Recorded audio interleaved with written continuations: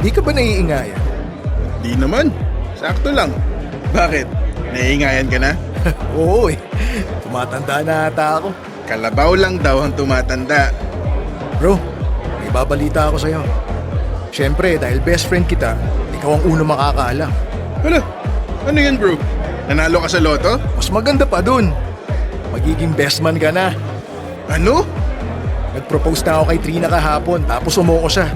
Ikakasal na ako, bro. As in, kasal? Siyempre, ano pa ba? Kaya nga best man ka eh. Congrats! Sorry, nagulat lang ako. Pero sobrang masaya ako para sa'yo. Kasi 'di ba? Kakabalikan nyo lang. Sa 3 months na nag-cool off kami ni Trina, doon ko na-realize na I can't live without her. Siguro na-tempt lang ako ng mga what if dahil 5 years na rin kami. Di naman may iwasan na mabore sa relasyon, di ba? Kaya ayun, nakipag-cool off ako sa kanya. Pero during that time, doon ko na-realize, she's the one pala. Nice! Congrats ulit! Pero, sigurado ka na ba kay Trina? Sigurado ka na bang gusto mong magpakasal? Bro, ano bang klaseng reaksyon yan? Kung di tayo lumaki ng sabay at alam kong chick boy ka, iisipin ko may gusto ka sa akin tapos nagsiselos ka kay Trina eh. Sira. Bro, sobrang magkadikit na yung bituka natin. Alam ko pag may hindi ka sinasabi. May problema ba? Ayaw mo ba kay Trina? Siyempre, boto ako sa kanya. Siguro siyempre mamimiss ko yung all boys na mga labas natin ng tropa. Pagkasal ka na, iwan mo na yung pagiging buhay binata. Pamilya na magiging priority mo. Bro, bakit kasi hindi ka na rin mag-asawa? Yung bago mong girlfriend, si Lisa. Seryosohin mo na yun. Parang good catch naman siya eh. Nako, 1 month pa lang kami. Malayo pa yung kasal sa isip namin. Ang punto ko, nagkakaedad na rin tayo. Ako personally, tapos na ako sa mga pamorningan ng mga labas natin eh. Gusto ko na magkaroon ng sariling pamilya. Gusto ko na lumagi sa tahimik. At higit sa lahat, wala na akong ibang babae na gustong makasama hanggang sa pagtanda bukod kay Trina. Nax, tamis naman. Kaya bro may usapan na tayo. Umuko ka na sa pagiging best man ko. Oo naman, tinatanong pa ba yun? Yun! Meron ka pa namang 1 year para mapaghandaan yung speech mo sa wedding day namin eh. Oo naman, pagagandahin ko talaga yung speech. Nako, huwag mo masyadong pagandahin. Baka paiyakin mo ako sa reception.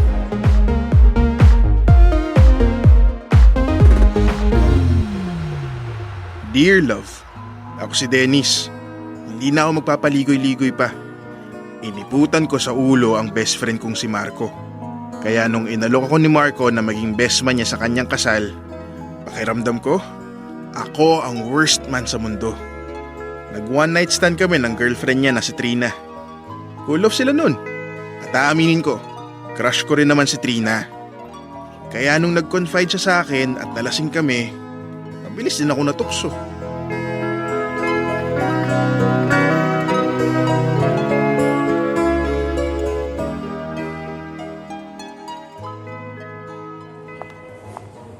Trina, dito.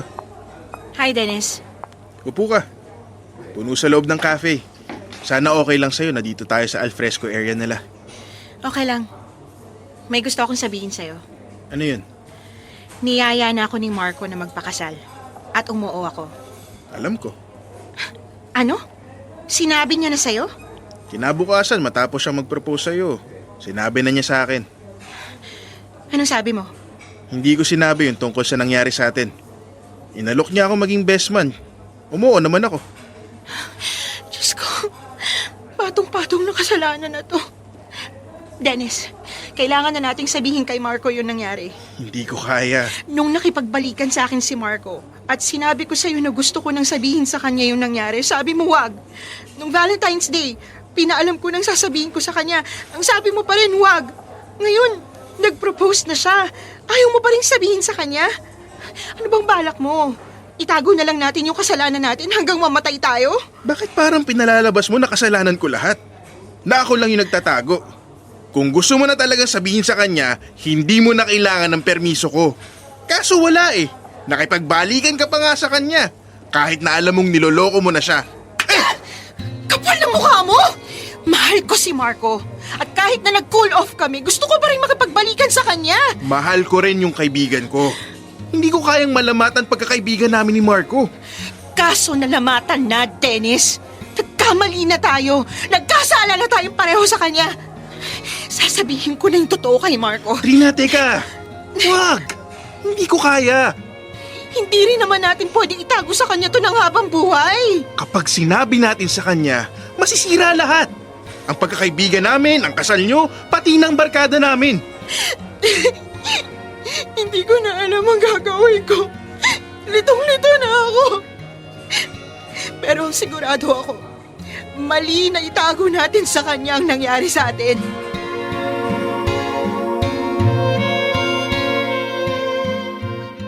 Nagkasundo kami ni Trina na wag pa rin sabihin kay Marco ang nangyari sa amin. Pareho kaming bilanggo ng takot. Pareho kaming bilanggo ng kasalanan. Pero habang lumilipas ang araw, lalo akong nilalamon ng konsensya ko. Sobra akong apektado, lalo na pagdating sa trabaho. Pati tulog ko nasira na. Pati ang relasyon namin ng girlfriend ko na si Liza.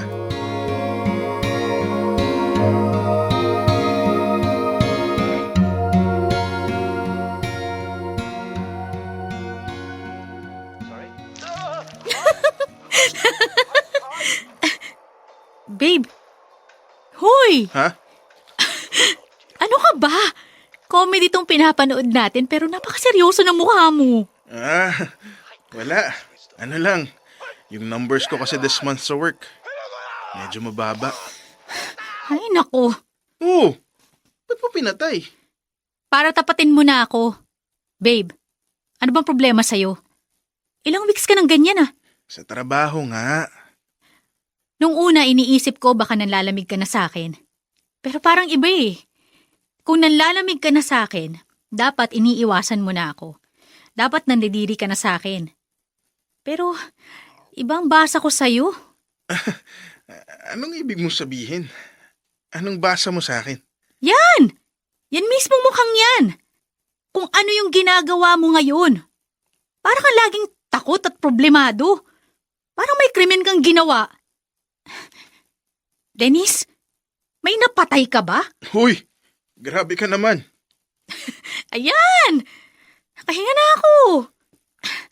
Ang worst fear ko is magka-boyfriend ng serial killer. Mas grabe pa ata ako sa serial killer.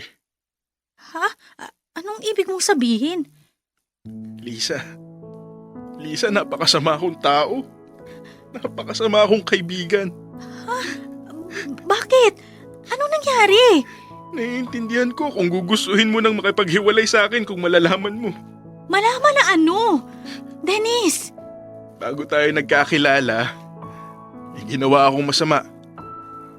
May nangyari sa amin ni Trina, yung fiancé ni Marco. Hanggang ngayon, hindi pa alam ni Marco. Ano? O ngayon anong balak mong gawin?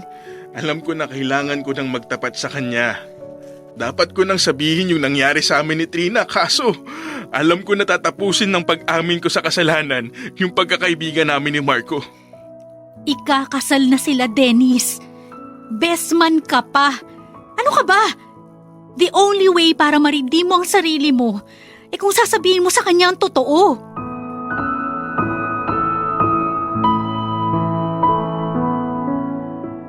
Pinilit ako ni Lisa na sabihin kay Marco ang totoo.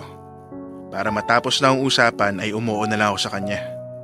Halos araw-araw niya akong tinatanong kung nasabi ko na ba kay Marco yung dapat kong sabihin. Araw-araw din ako nagdadahilan sa kanya. Ginamit ko pa si Trina. Ang sabi ko, tsumitsyempo lang kami para masabi kay Marco ang totoo. Dahil kaming dalawa ang parehong nagkasala. Hanggang sa umabot na nga susukatan na kaming primary at secondary sponsors ng pangkasal. Nung araw na yon nakipag-break si Lisa sa akin. Pati daw siya ay niloloko ko lang sa pangakong magpapakatotoo na ako kay Marco.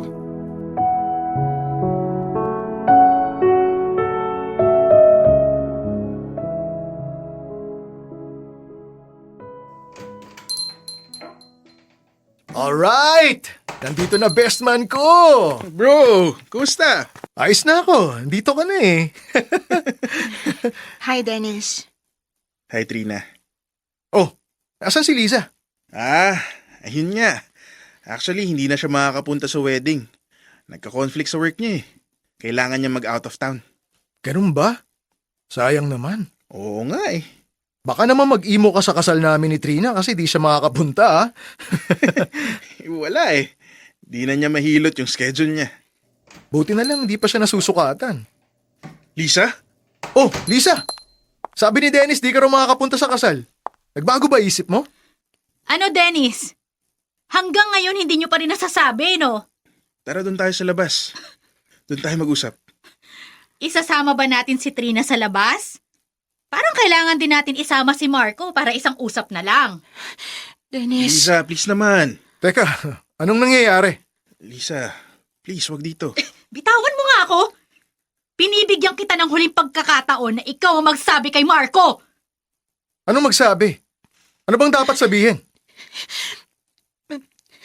may nangyari sa amin ni Dennis. Ano? Nung 3 months na cool off tayo. Kay Dennis ako naglalabas ng sama ng loob. Gusto kong maintindihan kung bakit ka nakipaghiwalay sa akin. Ang pangit-pangit ng tingin ko sa sarili ko noon. Sa mga usapan namin, nasabi niya lahat ng mga magagandang bagay na kinailangan kong marinig. Bumalik yung kumpiyansa ko sa sarili ko. Pakiramdam ko, akong pinakamagandang babae sa mundo. Dennis, anong sinasabi ni Trina? Bro, I'm sorry. Pinagsisihan ko na yun, Marco. Sobrang lungkot ko lang noon. It was a mistake. Ikaw lang ang mahal ko. Bro, tama si Trina. Yung nangyari sa amin, walang emosyon yun. Walang attachment. So ano yun? Casual sex lang? Ninawayan mo lang siya, ganon? I'm sorry, bro. Everyone get out! Wala nang kasal na magaganap!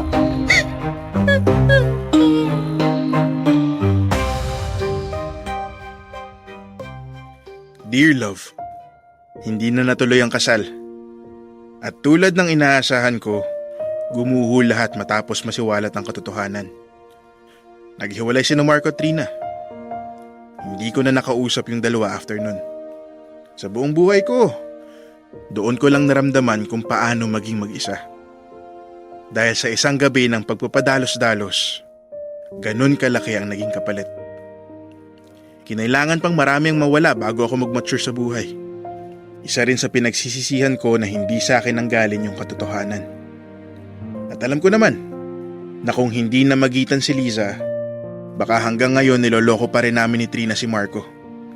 Para doon, malaki ang pasasalamat ko kay Liza. Ang gaan ng buhay pag wala kang tinatago at pinagtatakpan.